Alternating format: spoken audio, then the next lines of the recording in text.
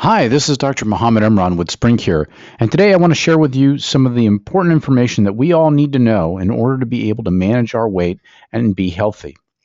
We're going to talk about the 5 food-related risk factors for obesity.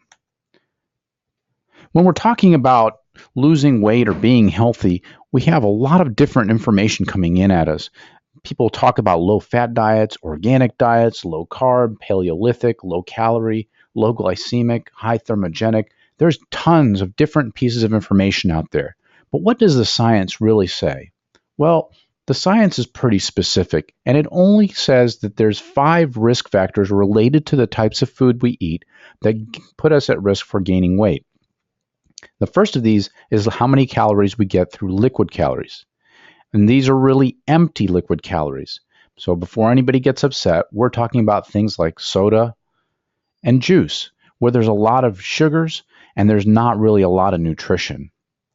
The second risk factor is the glycemic index. What the glycemic index is how high a food drives your blood sugar after you eat it. It's measured against pure sugar, which has a glycemic index of 100.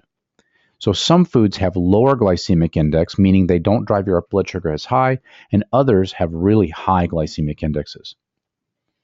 Sometimes it feels like we're bathing in sugar and that our glycemic index is out of control, but we want to make sure that we pay attention to this because this is one of the biggest risk factors for weight gain.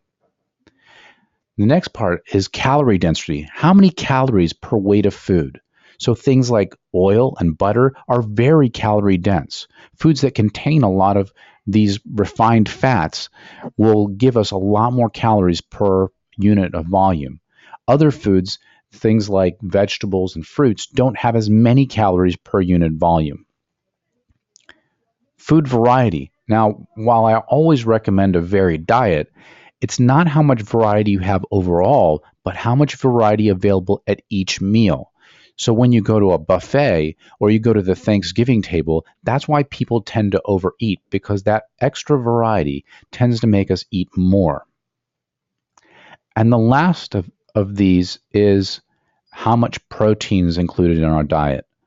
Without enough protein in our diet, we can't mobilize the machinery that helps us burn off fat.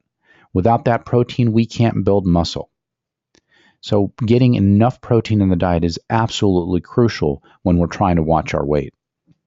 So really, there's only 5 food-related risk factors for obesity: the liquid calories, the calorie density of foods, the glycemic index, the variety of foods, and the protein content. Now, we're going to go into each one of these into a little bit more detail in the future videos. Thanks a lot. See you later.